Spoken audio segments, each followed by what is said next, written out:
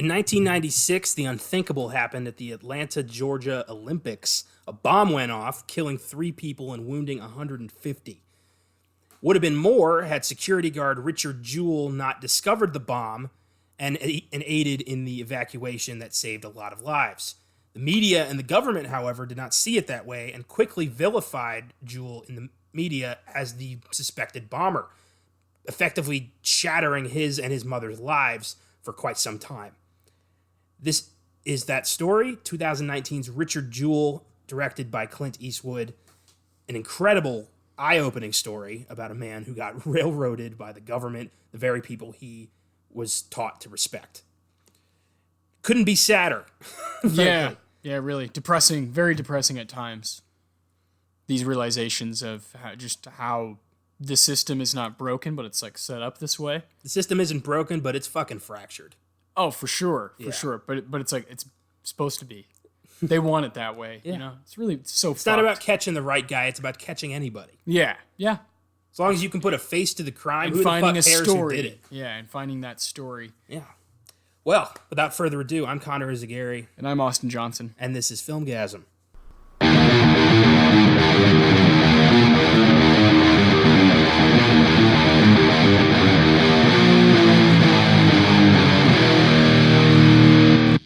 Richard Jewell came out about 2 weeks ago. Yeah. Very, pretty limited release. Didn't get a lot of attention. Only grossed about 14 mil on a budget of about 45. Biopics they tend to either be completely forgotten by the box office or giant successes. There's no middle ground. It's very strange. And you could kind of anticipate. I thought they were going to break even. Yeah. Because it's Clint Eastwood and it's the holiday time, so people are going to go see movies. And I do think it's not going to make its money back, but I think it's going to gradually get close to it. As, people are like home from school, this and that. You and I saw it today, and it was a packed house, Yeah. So. We were sitting in the front row, and I don't usually do that. So that's great. That happens a lot with movies.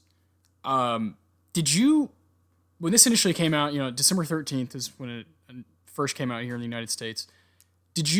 Were you like, I gotta go see that? Or were there people around you that were like, oh, I gotta go see that? Or I was very much, I gotta go see that. Yeah. Biopics are one of my favorite subgenres. I immediately want to check that out. I want to learn everything about this. And this looked like a very compelling story, and it certainly was. Yeah, and I'm also with you there. I'm a big Clint Eastwood fan. Yeah. I think The Mule last year was awesome and kind of got me amped about like this guy still has it, and this is like one of his most refined and like best works that I've seen. Did Eastwood also direct The Mule? Yeah. Okay. Yeah. What a badass. No, he really is. In this movie, I have not seen religious beliefs and politics and real life things that happened in the 90s in the United States all thrown into one and just kind of put on a table. It's America. And it's very American. This movie is so American, but it's not really biased. No, it tells you what happened. Yeah, oh boy, yeah, we'll get into it. It just does not make journalists and the FBI agents look too good. No. John Hamm and Olivia Wilde, shame on you. Okay. It's a Clint Eastwood movie that old people and kids are going to be going to see. Get a room, you two. So, the film stars Paul Walter Hauser as Richard Jewell. Yes. And he's had a hell of a significant career boost over the past couple of years with I, Tonya and then Black Klansman. Yeah. The guy's coming into his own as a character actor. For sure. And he's very good. He's very good. And he definitely fits a specific build, of course. Yeah. He's got a certain overweight about him that's like appealing. Obviously, he's like in big movies. He's a likable fat. Yes. If that makes sense. If that does, yeah. Which it's kind of a shame that like certain people in Hollywood are able to make it because of their weight and some aren't because of that. It's weird. Really it's fucking annoying, but weight, like that kind of body shape, it does typecast you. Yeah, and it can either form you or break you. Like look at Jonah Hill. Yeah. I mean, this guy was like literally stereotyped as just the fat kid who's gonna be in high school movies, and now he's like, nah, man, I'm gonna direct. He's got 2 Oscar nominations yeah. under his belt. He's directing now. Like he's really coming to his own. You know, so that's cool. Like people do that. I love how we're talking about Jonah Hill. But this guy very much he plays into it. But I'm never annoyed by it, or never like it's too much. It's always because the character is so likable. Exactly. He's such a good person. That's what's so sad about which this. I don't know a lot about the real life Richard Jewell. We're not going to go a whole lot in that route, but in the movie, yeah, I like him. I like Richard Jewell. I want him to have a good life. And I'm sure that they, glossed over some stuff. I'm sure they made him look more likable than he might have been. I don't know that for sure. But in the movie, you hate that he's going through this because he really is a hero who saved a lot of people and paid for it. Yeah. Like he says in the movie, could this stop somebody else from doing the right thing because they don't want to be another Richard Jewell? Yeah, they're just going to run. Yeah. Sad. Well, yeah, sad. Action. If you don't take action, things are going to keep happening. Things are always going to keep happening because time never stops for anybody. And when you're talking about life and death, you'd want your authorities, your security guards, and your police to step up. Yeah, that's what Richard was doing. Especially if you're raised to think that everybody does the right thing. Exactly. To get a crash course in the way America really works in this way, I can't imagine a worse hell for somebody like that. I put this in there's like a wheelhouse of movies that have come out because of the internet now and because people care about finding about what's really happening in history and what's really happened. Movies like The Big Short and Vice and this are just like, make America great again. When were we great? It's that sort of thing where you're unfolding these things where it's like, no, we're very human and our race has a lot of flaws, makes a lot of mistakes. And I think it's good to tell those stories, tell how those mistakes were made, and hopefully we can learn from them. Exactly. Also, I love watching fucking Sam Rockwell. Yes. And I love watching Olivia Wilde, and I love watching John Hamm, and so this is a great movie because of that. Because the performances are fucking awesome, the writing is good, and the directing is there. So all politics aside, and whether it's all true or not, it's a good movie just because it's a good movie. You know what I mean? And that's satisfying. But then we have this whole element of it being a biopic. And I felt the same way about another Clint Eastwood property, American Sniper. Yeah. I knew nothing about that story, and once I found out about Chris Kyle and like who he was, I was less than thrilled once I found out he was kind of nuts. And not he was. Yeah, this is tough. Yeah, it's tough to talk about this guy, especially since we're from Texas. Yeah. So bad-mouthing Chris Kyle could fuck this whole thing up. Well, I saw that film in theaters in Marble Falls, and people like gave it a standing ovation, when the credits started rolling. And that's something I've never experienced. Well, Clint Eastwood was very disingenuous with that movie. There was a lot of lies in that movie. It was all about, glorifying a man who bragged about killing people. Yeah. But I didn't know Called himself the Punisher. What? I liked the movie because of Bradley Cooper's performance, and I liked it. It's shot very well. Richard Jewell's the same way because I didn't know anything about the story. Yeah. So the true story, regardless of what was left out or what was put in, added afterwards, I'm gonna separate the two forever. Yes. The movie is a movie. Yes. Yeah. It's not a documentary. Yeah. These are actors like being paid a lot of money to act, to exaggerate. This is what it is. Do you want to get into the cast then, or what? Yeah, Sam Rockwell, Oscar winner Sam Rockwell as Watson Bryant, Richard Jewell's lawyer friend who decides to take up his case. He was fucking great. Rockwell's always great. The past 5 years, the man makes no mistakes. No, this guy has had a hell of a streak. Yeah, and he's been in so many films. Like, he doesn't stop working. That's what I really adore about him. Is like, it's very obvious that he loves it. Like and it's not. He's not picking and choosing. Like, oh, this one will get me that, or this one will give me that money. He's in Jojo Rabbit and Richard Jewell this year. What the fuck? This guy continues to like just push the envelope for. I don't know what his likability right now is at with like most people, but for me, he's one of my favorite people in Hollywood. Oh, absolutely. Like bar none. Yeah, I've loved he's this guy awesome. for years. Me too. But I think now he's finally gotten his his due. And he's in movies left and fucking right. It's awesome. He won an Oscar 2 years ago. I guess when 3 this come out, Billboards. like 3 years ago, for 3 Billboards Outside Ebbing, Missouri. Yeah. Great performance. He was nominated the next year for Vice, playing George W. Bush. Yes. So, yeah, the guy has finally gotten his due, and it's just going to get better for him. And this year, in particular, because Sam Rockwell, obviously, the one he got an Oscar for, 3 Billboards, kind of a piece of shit. He does some good stuff towards the end. But in these movies this year, man, a fucking hero. A hero in Jojo Rabbit and a hero in Richard Jewell. Completely necessary for both stories to work and work in our favor as the audience. Yeah. Think about what he does in Jojo Rabbit. I mean, come on. He's a Nazi who Come on. saves a Jewish Sacrifice, girl. yeah. Unbelievable. And then what he does in Richard Jewell, where he basically puts his own life on hold to make sure that this guy doesn't get fucked with because his IQ isn't as high as John Hamm's. He decided to help this guy even before he thought, he thought he did it, but he felt he owed him one. Mm-hmm. It was fantastic. Awesome. Sam Rockwell. Just one of those guys that's just, he's here to stay for the next 15, 20 years. He's not fucking going anywhere. Oh, no. He might be with the death of Philip Seymour Hoffman, I think Sam Rockwell's the guy who holds the title as probably the most successful character actor in Hollywood. For me, anyway. Definitely up for discussion, yeah. Mm-hmm. For sure. PSH. Ooh, boy. What a torch to fucking man. take on, Oh, boy. Lucas Hedges will take it from Sam Rockwell in 10, 15 years. Then we got Oscar winner Kathy Bates as Barbara Jewell, Richard's poor mother who has to suffer through all this shit because the feds and the media have chosen Richard as their bad guy. And Kathy Bates does a fucking fantastic job. One of her best roles in years. Agreed. So sad.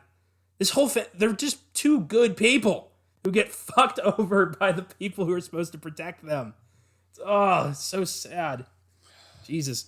Of course, Kathy Bates won an Oscar for her 1990 performance in Misery, one of the greatest horror film performances of all time. Weird that it was up for acting and that it fucking won, but way to go.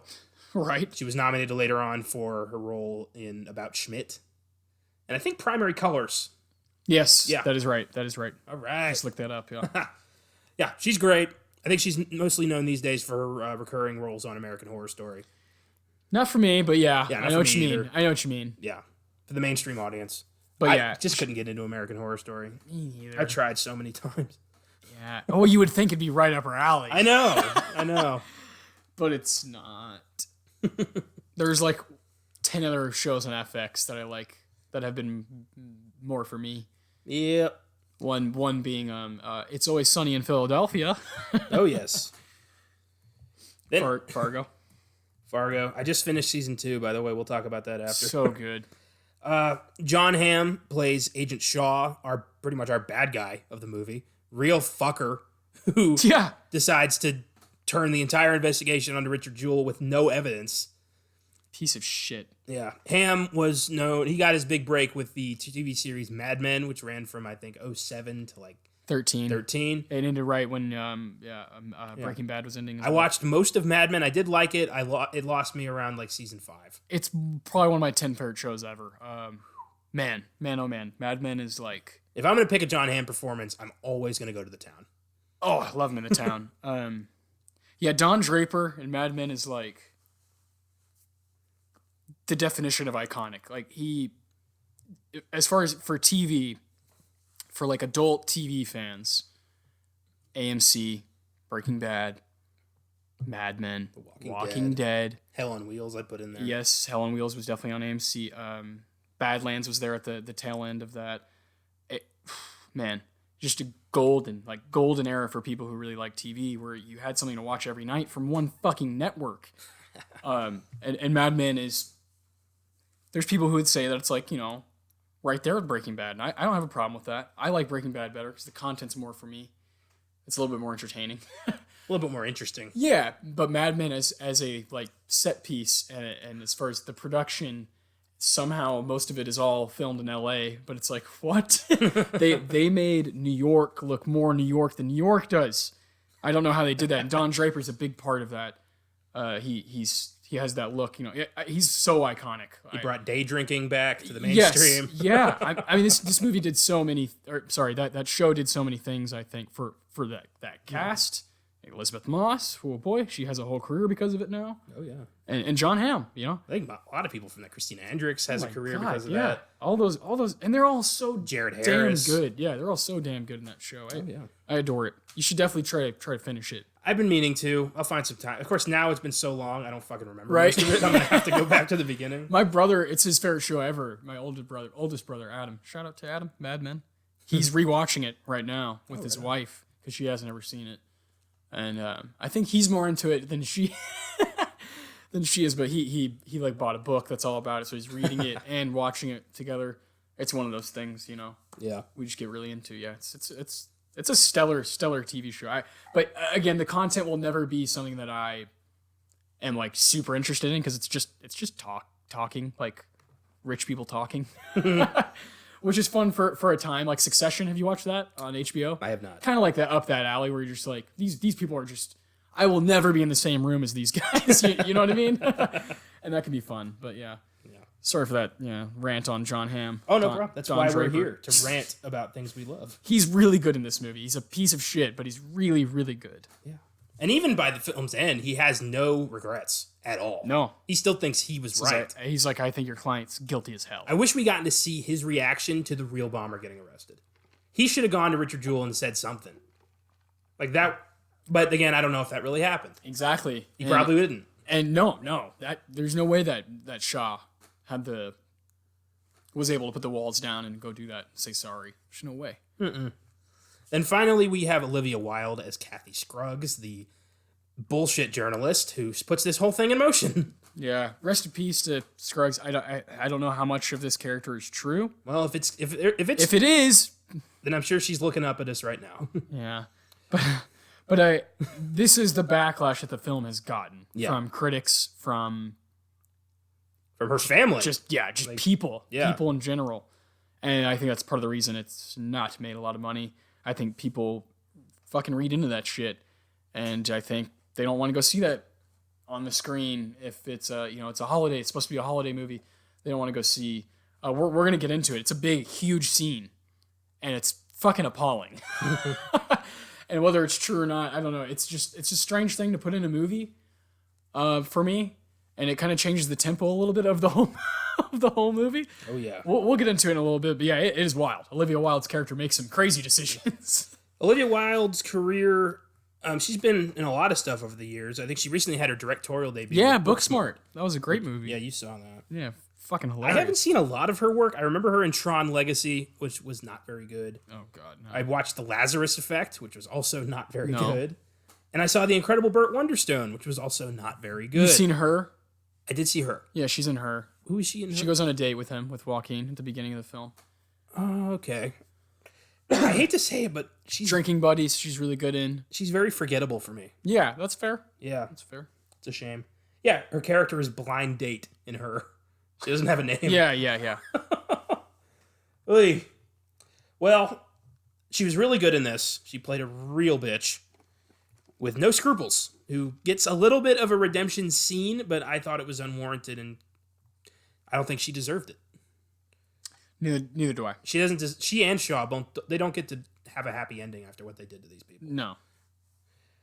The film has an IMDb score of 7.7, which is pretty good, and a Rotten Tomatoes score of 72%, audience score of 96. So people are enjoying this big time. Yes. I think it is going to be people that actually do go see it. Yeah. It's going to be looked back on as a win, for sure. Mm-hmm. I think so. I think in the long run, it's like now with the internet, we saw this with Joker. It's like people aren't even going to fucking see it, and they're already making judgments about it.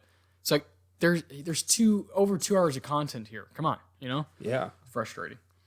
So let's talk a bit about the real Richard Jewell. He was a security guard who was working the Centennial Olympic Park in 96 when a bomb went off that he discovered and helped evacuate people before the bomb burst. And he was initially hailed as a hero. He was seen as, somebody who acted, did the right thing. But then the media and the feds decided that he was the most likely suspect because he fit the profile of somebody who lived with his mother, had law enforcement experience, or wanted to be a cop. And that's kind of all they had on him. They never found anything because he didn't do it. And his whole life was turned upside down because of this shit. And he was eventually acquitted. Like, he was shown, the feds confessed they had nothing on him, and he was no longer the target of the investigation. But the damage was already done. You can't print a retraction with millions of people like that. No. People are gonna, associate him with terrorism forever because the media said he was. And he died in 2007 of heart failure. And this 44 years old. 44 years old. He had diabetes. Yeah. And this is the first I've ever heard of this guy, this movie. Yeah. I've heard the name, but I didn't know what he looked like, didn't know exactly what, I'm a massive sports fan, so the Olympics are kind of obviously in your mind. I'm not really into the Olympics because a lot of the events are, to me, horseshit, but I had obviously heard of the Atlanta bombing, that whole bit. But yeah, I didn't put two and two together ever, like growing up, and I'm shocked that this isn't a story that more people don't know about. Because if it was an Olympics in London, fair enough, we don't know about it. This happened right here in our soil, dude. Like fucking few states away. And not that long ago. This was 96. 20. We were alive. Yeah. Yeah, so it's and I think the reason that we time. don't know about it is because the feds and the media have buried this shit for looking like they idiots. fucked up. Because they fucked up, just like they always do. Just like they always do. Where's the Zodiac killer, y'all? Where is he? Why is OJ still out there? I don't know. We know. Where is Tupac? We know we're full of shit, but we don't have no one to answer to. So fuck you. So fuck you. How about that The Gentleman preview? Oh, that looks great. When Colin Farrell comes in, he's like, he's pronouncing the name. I already love that movie. I can't wait. That's going to be big for January because there's not a lot going on. I'm a massive Guy Ritchie fan, so I'm very much looking forward to that. If you like movies, you like Snatch. Oh, yes. Because it's a brilliant movie. So yeah, for sure. Fuck it. So let's talk about Richard Jewell. Let's talk about the movie, the plot. Yeah, let's dig in. So we first meet Richard Jewell in 1986 when he's working as a janitor in this small public law firm. He gives people office supplies, and they all kind of make fun of him, except for this one guy, and that's Watson Bryant. He's a lawyer who kind of builds a back and forth with Richard. They become almost friends. Yeah, it's not even that he's like nice to him. It's that he's acknowledging him. Yeah, he's treating him like a human being. And like you said, creating a conversation and some dialogue. Yeah. And the Snickers thing. Oh. Calls him Radar. Yeah. So good. So good. Oh my God. Like from MASH. Don't look at my trash. Don't go through my trash. That was great. No one ever looks through my trash. Dude, Rockwell, every fucking line was gold. I agree. He's got this weird likability where he could play the biggest prick in the world, but I'm still gonna love the guy. So Richard leaves the firm, becomes a security guard at Piedmont College, and says goodbye to Bryant with a Snickers bar. Just says, thanks. And Watson never fully forgets Richard. He's always there in the back of his mind. And what Richard really wants is to be a cop. He wants to be in law enforcement. That's why he gets security gigs, because he wants to protect people. He wants to help people. And at this college, he works there for about 10 years, but he's getting complaints from students and people outside this college who were saying he's acting outside his jurisdiction. He's pulling people over on the highway. Why was that not a scene in the movie? That's what I wanted the movie to open up with, is him like pulling someone over and you're like, oh, he's a cop. And he like drives away and he's totally not a cop. He's in like a golf cart. But he's like, I'm in the middle of fucking 35. Yeah. That was great. I wanted that so bad. But at the same time, it was like kind of just imagining it was just as funny. Yeah. He's not, he's doing his job. He's making sure that people are... Well, and like at this university that we see from our perspective is these two punk ass kids who are drinking and definitely should be drinking on campus and like playing music too loud, and they keep calling him Rent-A-Cop. Yeah, and he's there because he's investigating a noise complaint. Exactly, because there's bottles being broken and shit. I disagree with the pulling people over on the highway. That's too insane. much. That's too much. That's really funny, but it's it's fucked up. Yeah. But I feel like the dean goes a little far by saying, like, do you want to resign, or would it be better if I fired you? Yeah. Fuck, man. And he's the son of a bitch who then calls the feds and says, I had suspicions about this guy. He has a checkered past, yeah. Fuck you. My God. Oh, man. Ugh. So he goes back home with his mom, Barbara, nicknamed Bobby. And then in the summer of 96, Richard Jewell becomes a security guard working for the Olympic Games in Atlanta. And that was cool. We got to see some actual footage from the Olympic Games. We got to see Muhammad Ali light the torch, which is very cool. Pretty crazy. And I like how this movie spliced real news reports and real footage into the movie. Eastwood's always been really good at that. Always a good touch, yeah. And Eastwood really is like this guy. You know, they filmed this movie in the summer. Did you know that? Like, what the fuck? Like, this guy is Eastwood's become a master of like, give me a certain amount of time. Who would have thought that the cowboy guy from the $60s would have become like one of the best working directors in Hollywood? I wouldn't. The guy who gave us Mystic River and Unforgiven. Oh, it's like $1 Million Baby. Like the list is too much. Yeah. Fucking nuts. He won 2 Oscars for directing. There's like little like letters to Iwo Jima. There's just like gems in there because he's the longevity. And then, I mean, not to mention his acting. Yeah, that's a whole nother. You can do 2 separate podcasts on his acting. Yeah, and his we directing. will. We will have to because he's a fucking icon, and the fact that he's able to do this in 2019, around in the middle of Tarantino and Star Wars and this massive year, Sam Mendes and James Mangold and Lulu Wang, and here I am, still here I am for the past fucking 50 to 60 years. Dude's in his late 80s, and I am 100% sure he could kick my ass. Oh yeah, with his fucking eyebrow. Yeah, squinting at me, just like, what the fuck you doing, punk? When people make fun of him, I'm like, fine, that's fine. If you want to make fun of his political, I disagree with a lot of his political views. Fine. I think he's a little nuts at some points, like That's that fine. time when he was talking to the empty chair. That was great. I thought that was hilarious. I thought that was uncomfortable as fuck. It was very uncomfortable, and it didn't work. No, it did not. I thought it was hilarious. He is crazy. He's nuts, but the guy. That's why he makes good is movies. So good behind the camera. Why do people want him to be like? He's fucking Clint Eastwood, and he's not going to answer to anyone about these political issues in his movie, about Olivia Wilde's character. He's not going to answer it. No. He doesn't care. He doesn't. He doesn't care. He loses $30 million. He doesn't care. This is going down. Like, in 100 years, when we look back, when he's long gone, and we look back, he's going to have one of the most impressive filmographies combined for an actor-director ever. And that's awesome. That's quite a legacy to leave, you know? Oh, yes. I'll continue to always advocate for his movies. I'm me too. Very much into Clint Eastwood's filmography for sure. You can totally, respect an actor or a director's films without respecting the person. Yeah. I mean, he's heavily conservative. We're both, I would say, moderate. Like, again, I know this comes up in almost every fucking episode, but Roman Polanski. Yeah. He's a piece of shit, but he also made Chinatown. So you got to respect that part. Mm-hmm. You do. Yeah. You do. I agree. So while working security at the Olympic Games, Richard's very overzealous. He's talking to all the cops. I love that little touch where he gives a pregnant woman a bottle of water. Because he's just so caring. He's considerate. And she looks at him like, what are you just handing out drinks? And he's like, yeah, just thought I'd bring some out in case I saw someone who... And she's like, wow, a guy, an authority doing his job. How about that? Yeah. He'd make a fucking great cop. Not just fucking standing around with your thumbs in your fucking belt looking like... If I was going to get pulled over, I'd want to get pulled over by Richard Jewell. Indeed. Yeah, if I got pulled, like, say, hypothetically, say I'm like, he pulls me over and I'm like drinking and driving and I'm like, hey man, like, you're doing your job. Good.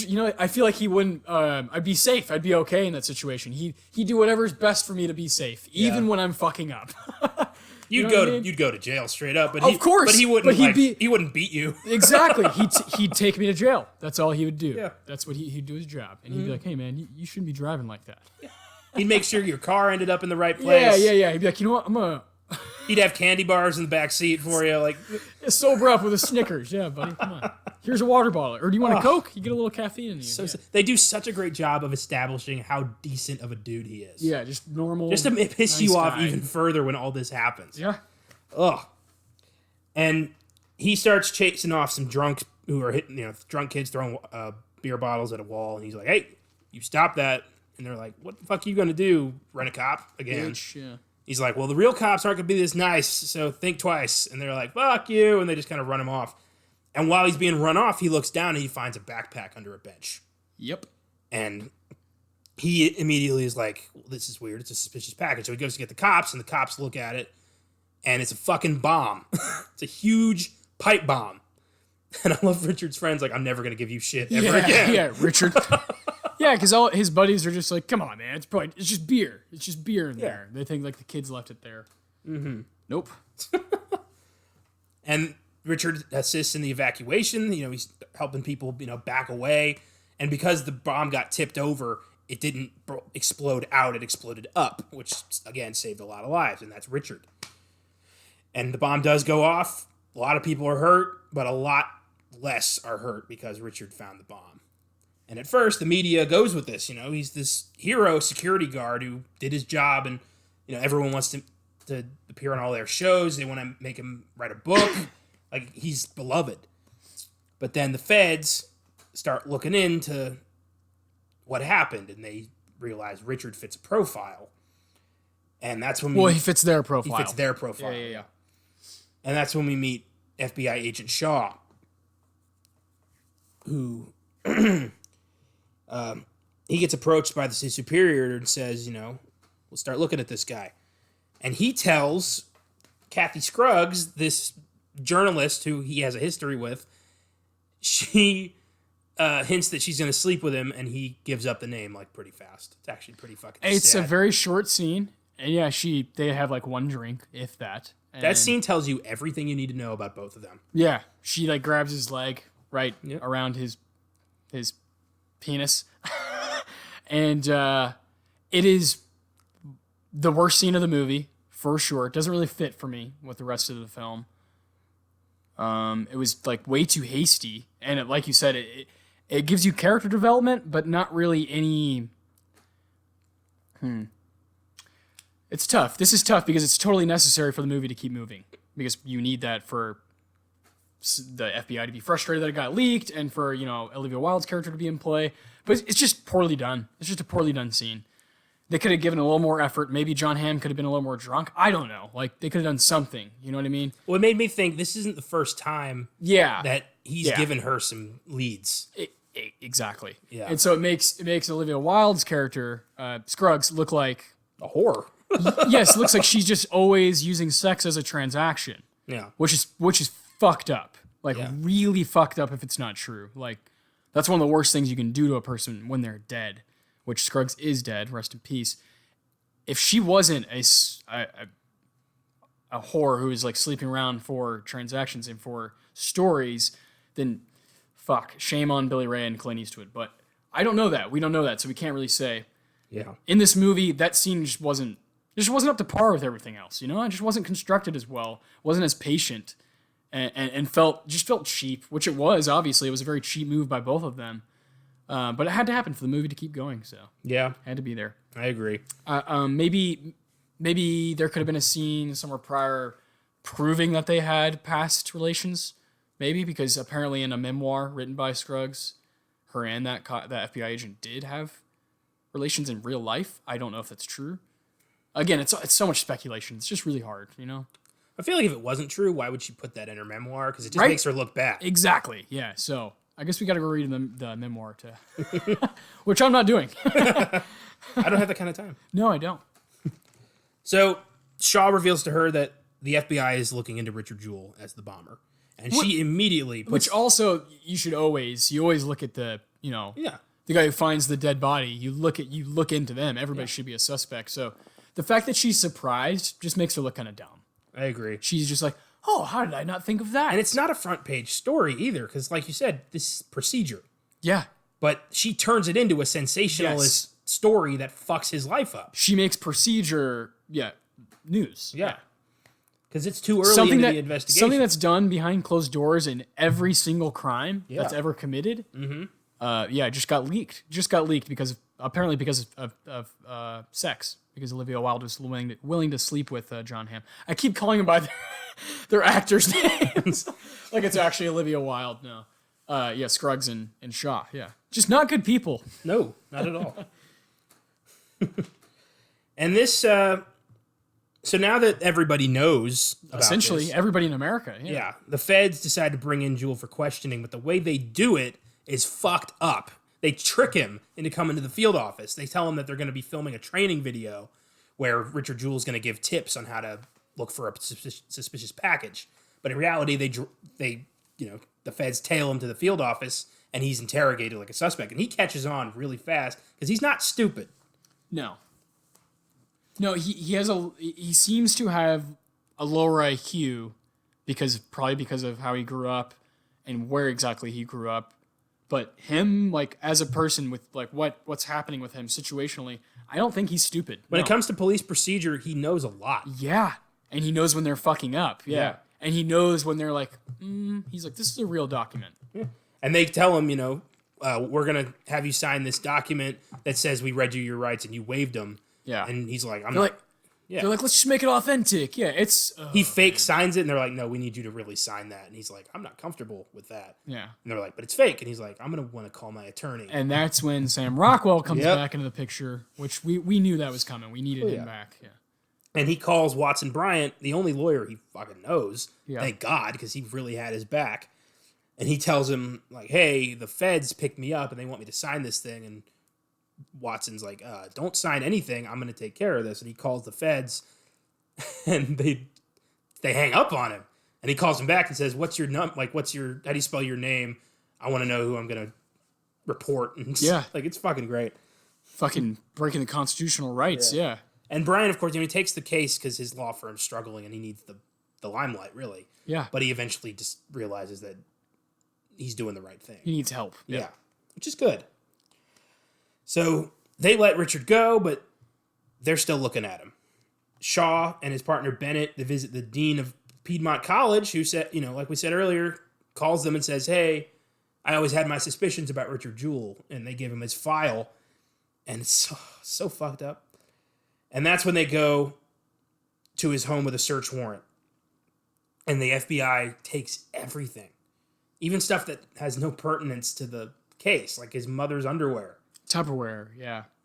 Like everything. The fucking vacuum. And he's defending them. He's saying, well, they need that to look for residue. For procedure. And Mom's like, why are you defending these people? And it's true. He still thinks they're on his side. And it takes a while for him to realize that they're not. Because he respects authority. And he can't imagine that the federal government would be against him, a good person who didn't do anything wrong. A normal American citizen. Yep. How would his own government be against... How about that? Yeah. Yeah, before I forget, Clint Eastwood, you dog. There is a poster in Sam Rockwell's office that says, I fear American government more than terrorism. Whoa! Says a lot about that. Right there. If you don't want to see the movie, there's the movie. You know what I mean? For sure. Oh boy, Clint Eastwood not shying away. Also, at one point, Sam Rockwell's character is also eating Chick-fil-A. Also intentional. Clint Eastwood's like, it's like he doesn't really make sense though, you know what I mean? It's like, whose side are you on? I love him, man. I love that. It's so American. There's republicanism and then there's Clint Eastwood republicanism. Like he's his own brand. Yeah. It's very strange. Yes, indeed. But we all get it. Yeah. Yeah. Also, Richard Jewell owns a shit ton of guns, which doesn't help his cause. No. It's like a shit ton. Yeah. Yeah. And they're like very nice guns. Yeah. Like if he sold all those guns, he could get his mom like a nice place to live. A few rifles, a few handguns. He got a hollowed out grenade. There was a machete, like a really nice machete with a beautiful leather cover over it. Yeah, just But like he said, this is Georgia. Yeah, he said, yeah, we're in Georgia. We're in the South. So during all this, Brian had told Jewell, don't talk. I'll do the talking. And Jewell just keeps saying things like, I'm law enforcement too. And shit like that. And Brian's just like, look, I told you not to talk. They're going to fry you. Like, they're looking, like, Georgia has the death penalty. You're going to die unless we figure this out. And that's what they want. They want to, as quickly as possible, find the person that they think did it and kill them. Yeah. To them, it's a ticking clock. And Richard Jewell's like, Yeah, he doesn't realize the gravity of the situation for quite a while. Yeah, yeah. Which is part of the reason that resilience and that blind, just like confidence of just like, no, I'm just a good guy, is partly what got him through all of this. Yeah. Because what I've read, it was an 88-day stint where they were like basically trapped in their own home. It's a long fucking time, man. Fucked up. That's the whole summer, just being stuck in one place. It's terrible. It's terrible. I'm sure he lost money. Oh my God, yeah. Both of them. Well, and just energy, yeah, Kathy Bates has a speech at the end. Ooh, boy. It's good. So during the search and seizure, when Bryant is caught up with reporters, Shaw drags Richard in and has him do a recording of So a fucked. 911 call that the real bomber left that said, "There's a bomb in Centennial Park, you have 30 minutes." And they make Richard say it over and over and over again, and he doesn't realize he's being fucked with. And Bryant walks in and immediately shuts this down. Ugh, so sad. Oh my god, dude. Because that's a huge part of the trailer, right? Yeah. And we were all waiting for like that bit because he keeps saying it over and over, and it's pretty thrilling. Fuck those guys, man. That was like, you fucking crossed the line right there, buddy. Like you're already being a just piece of shit, taking all their stuff, for no reason, and now you're gonna unlawfully do that to this man. It's just so messed up. Bryant says he's going to have all this shit thrown out Yeah. in the case. So Bryant and Jewell go to visit the Atlanta Journal-Constitution, and they confront Kathy Scruggs about what she did. They're going to demand a retraction and an apology from her. And Bryant says, "You ruined this man's life." And she could give a fuck. Ugh. She stands by her journalistic integrity. And Bryant's like, "You have no integrity. You did this. You ruined their lives. You are a horrible person." He's like, "You arrogant, ignorant." I'm surprised he didn't call her a cunt. I was expecting that. Even Sam Rockwell wanted to go there. That was going to happen. I can't believe it didn't. I was hoping he was just going to go, "You ignorant fuck." But yeah, then for a second I was like, is the C word about to come? Which is so rare in movies. I love when it comes out. Me too. Fuck. So she gets a little bit of, her heart grows 3 sizes that day. And she decides that she's going to time the distance between the phone booth where the caller made the 911 call and the bomb site. And she realizes through sheer time that Jewell couldn't have done It's literally impossible. She realizes that she fucked up. Even on a bicycle, you couldn't do this. Yeah. And she goes to talk to Shaw about this, and Shaw's like, "Oh, we know." And she's like, you know, and you're not doing anything about it? And he's like, "Well, he had an accomplice." Probably. Like, just so matter-of-factly, like, yeah. Who knows? Just like the next thing. Oh yeah, Yeah. When does this end, man? When do you stop fucking turning pages, Mm-hmm. Ugh. So you know what it reminded me so much of? Doubt. Yes. Where Meryl Streep has zero evidence, but she keeps coming after him. Keeps going. Ugh. For whatever reason. Yeah. Those situations in movies piss me off so much. When there's no evidence, but the guy won't fucking stop. Well, here's something that I know a certain demographic will be like, "You see?" Oh, yeah. Obviously, this story of Richard Jewell is like painful and horrible, horrendous. But then there's 100 of those stories for Black Americans, fucking come out at tenfold. They'll come out, there's stories that we can't even comprehend. There's a movie coming out next month nationwide called Just Mercy that's going to blow people's minds. I don't know what it takes for us to just, you know what I mean? Do more movies have to be made? Do more people have to suffer?